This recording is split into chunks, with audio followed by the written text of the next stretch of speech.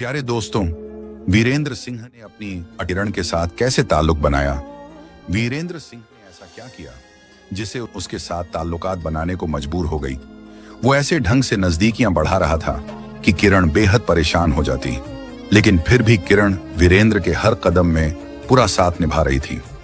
दोस्तों, ये मामला है हिंदुस्तान के एक शहर का, जहां वीरेंद्र सिंह नाम का एक आदमी अपनी पत्नी रेखा के साथ रहता था।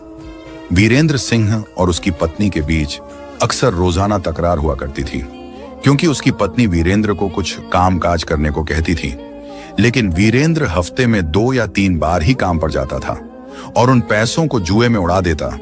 वो अपनी पत्नी के साथ इतने बुरे तरीके से ताल्लुकात बनाता था कि उसकी पत्नी की हालत खराब हो जाती थी, इसीलिए वो उसे अपने पास आने ही नहीं देती थी। इस तरह यह सिलसिला कई सालों तक चलता रहा। जब भी वो अपनी पत्नी से अपनी ख्वाहिश जाहिर करता तो उसकी पत्नी उसे बहुत बुरा भला कहने लगती थी। उसकी पत्नी उस पर हर वक्त नाराज रहती। एक दिन उनके बीच झगड़ा हो गया। वीरेंद्र सिंह ने अपनी पत्नी को काफी पीट दिया। उसकी पत्नी गुस्से में अपने मायके चली गई। इसी तरह जब वीरेंद्र सिंह की पत्नी मायके चली गई तो घर में वीरेंद्र सिंह अकेला रह गया। वो घर के बारे में सोचने लगा। उसने सोचा, यार कुछ कामकाज तो करना ही चाहिए। तब उसने कई दिन तक मेहनत मजदूरी की, उठा लिया, अब आज के बाद आवारा नहीं फिरूंगा। तब वीरेंद्र सिंह अपनी पत्नी को मनाने के लिए उसके मायके गया। वहां जाकर उसने अपनी पत्नी को समझाया कि चलो, जो हो गया सो हो गया, अब मैं सुधर गया हूं, अब घर चलो, अब दोबारा ऐसा नहीं होगा, अब जैसे तुम कहोगी वैसा ही होगा। दोस्तों, फिर भी उसकी पत्नी मानने को तैयार नहीं हुई और मायके में ही रह जाती है। वीरेंद्र सिंह वहां से मायूस होकर वापस चला आया। इसी तरह 3 से 4 महीने गुजर गए। फिर एक दिन वीरेंद्र सिंह फिर से अपने ससुराल गया और अपनी पत्नी को घर आने के लिए जिद करने लगा कि चलो घर चलो, अब दोबारा ऐसा नहीं होगा, अब जैसे तुम कहोगी वैसा करूंगा। लेकिन उसकी पत्नी ने उसके साथ रहने से बिल्कुल साफ मना कर दिया और कहा कि तुम जाओ, मुझे तुमसे तलाक चाहिए, मैं तुम्हारे साथ नहीं रहूंगी और न तुम्हारे पास वापस आऊंगी। तुम्हें जिसके साथ रहना है रहो, मुझे जिसके साथ रहना होगा मैं रहूंगी, तुम अपना काम करो। तब वहां से चला आया। फिर 4 से 5 महीने गुजर गए। वीरेंद्र सिंह अकेलेपन से ऊब गया और परेशान होने लगा। फिर दोस्तों, वो एक दिन उसने अपने दोस्त को बुलाया और कहा, यार कहीं अगर मेरा हो तो कराओ, अब मुझे जल्द ही शादी करनी है, क्योंकि घर काटने को दौड़ रहा है। तब उसके दोस्त ने कहा, यार चिंता मत करो, तुम्हें आराम से रिश्ता मिल जाएगा, मुझे 1 महीना दो, मैं तुम्हारे लिए एक अच्छा रिश्ता ढूंढ कर लाऊंगा। दोस्तों, इतना कहकर उसका दोस्त चला जाता है और 15-20 दिन के अंदर वो एक रिश्ता लेकर वापस आया और वीरेंद्र सिंह से कहा, यार मैंने तुम्हारे लिए एक बढ़िया रिश्ता ढूंढा है। उस औरत का पति 5 या 6 साल पहले गुजर चुका है, लेकिन उसकी 16 साल की बेटी है। तुम्हें उसकी देखभाल करनी होगी, उसकी शादी भी करनी होगी। अगर मंजूर हो तो कर लो, लड़की बहुत अच्छी है। जब ये बात वीरेंद्र सिंह ने सुनी तो कहा कि कोई बात नहीं यार, हम उसकी शादी कर देंगे, लड़की अच्छी है ना। फिर उसका दोस्त कहता है, लड़की 1 नंबर की है, चलकर देख लो। फिर दोनों उस औरत के घर गए। वहां जाकर देखते हैं कि लड़की 16 साल की बहुत सुंदर है, उसकी माँ भी बहुत सुंदर है। दोनों उस औरत से बात करते हैं और उसी दिन उससे शादी कर लेता है। शादी के बाद वे उसे और उसकी बेटी को अपने घर लेकर आ जाते हैं। क्योंकि वो तलाकशुदा औरत सुमन भी अपनी जरूरतों के लिए संघर्ष कर रही थी, लेकिन उसकी जरूरतें पूरी नहीं हो पा रही थीं, क्योंकि सबसे बड़ी परेशानी तो उसकी जवान होती बेटी थी। इसलिए शादी के बाद अब वो भी बहुत खुश थी। वीरेंद्र सिंह और सुमन दोनों के दिलों में खुशी की लहरें दौड़ी। वो रात भर एक दूसरे के करीब रहे। सुहाग की पहली रात की तरह वो पल गुजारते रहे। इतने करीब होने के बाद सुमन उसकी दूसरी पत्नी वीरेंद्र सिंह के साथ रहना पसंद करने लगी थी, क्योंकि वो उनके बीच कई बार करीब आया करता था और सुमन भी चुपचाप उसका साथ देती थी।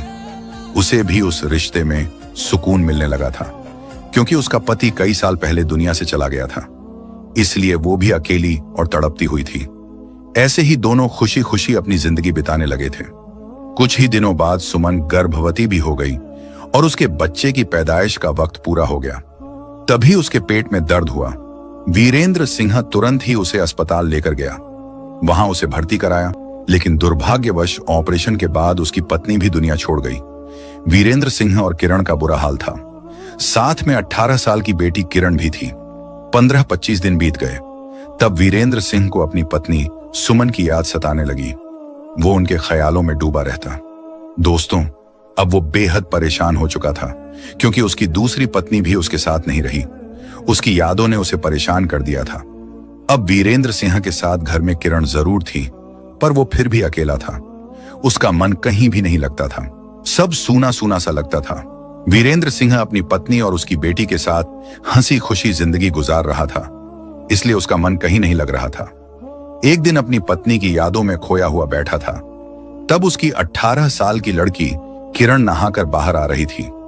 किरण उसके साथ उसके घर में ही रह रही थी, क्योंकि उसकी मां सुमन की मौत के बाद वो अकेली पड़ गई थी।